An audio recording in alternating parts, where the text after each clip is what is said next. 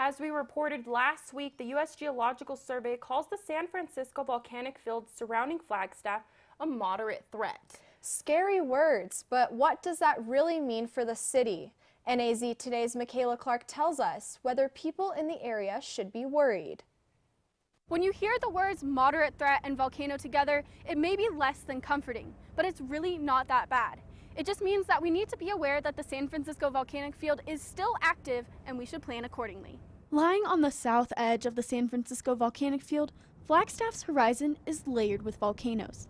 San Francisco Mountain, Mount Elden, and Sunset Crater are just a few of the volcanoes in the area. NAU professor Michael Ort says there are about 600 volcanoes in the San Francisco Volcanic Field, which stretches from Williams to east of Flagstaff. And yes, the field is considered a moderate threat. Pretty much every hill you see around here is volcanic. He says there are many factors considered when geologists classify the risk of a volcanic field. The chance of an eruption, how big that eruption might be, and then who's in the way.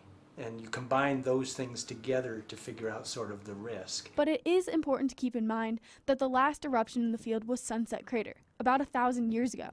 That's recent for geologic history. This is probably 6 or 7 miles long of eruption all along here that was associated with the same eruption that made Sunset Crater. Ort says the San Francisco Volcanic Field erupts on average every 10 to 15,000 years, but the moderate threat classification doesn't spell out when the next eruption is likely to happen. While the area could possibly erupt at any time, Ort says the likelihood of an eruption during our lifetime is quite small. About 5 or 6 years ago, there's some evidence that down sort of between Sunset and Wupatki, there was an intrusion. So stuff came up, magma came up, and it was breaking the rock as it came, and it stopped.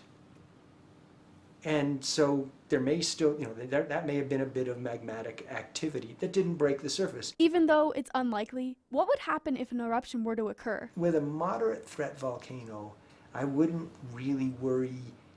I wouldn't stay up at night worrying. I would develop the response plans for an eruption and have those ready. If the worst does happen, Coconino County Emergency Management has a response plan. We've adopted an approach of all hazards. So whether it's a fire, flood, or another disaster like a volcano, we would employ the all hazards approach. If people need to evacuate, the county would partner with the city of Flagstaff. The sheriff's office does have the legal authority with the police department to issue evacuation orders. Ort says there would probably be a few months' notice if the most common type of volcano in the field were to erupt. Typically the way these begin is with a pretty small eruption, and you can run away. If there was an eruption, Ort says the risk would be more to property than people. Airplanes may need to be rerouted, but you would just want to get out of the way. If you would like to sign up for emergency alerts, go to coconino.az.gov/ready. Michaela Clark, NAZ Today.